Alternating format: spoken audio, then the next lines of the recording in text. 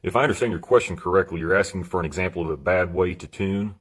This Z06 here has several issues, but primarily, other than a potentially bad PCM, it has a problem with the way it is running. Now, the problem with that Corvette is something that I see very, very frequently, and it's pretty much almost every single Gen 4 operating system that comes in here is done this way, and it's not 100% wrong. It's just kind of half-assed, and it's a way that we used to have to do things, but we don't have to anymore, and yet some people still choose to do it because it's really easy to take advantage of the customer. If we look in here at the tune file, I'm comparing to a stock Z06 calibration. Now you can see under the airflow in the dynamic tab, the dynamic airflow high RPM disable RPM is set to 400 RPM and the re-enable is at 390. If we look at the stock values, you can see they're much higher than that.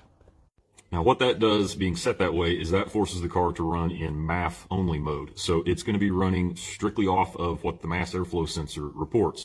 But there is another model that needs to be tuned when you're tuning these vehicles, and that is the VE table. If you've got a Gen 3 or Gen 4 and up, you're going to have the virtual VE table, which is this thing here, and what most people might refer to as a fuel map. Now, if we look over here, it's a little bit easier to visualize in this graph. You can see that this is the stock VE table.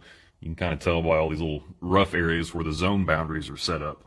So why is the car set up that way? Well, simple answer. I'll show you. Now with this particular operating system, we have a low and a high frequency mass airflow curve. Most operating systems just have one mass airflow table.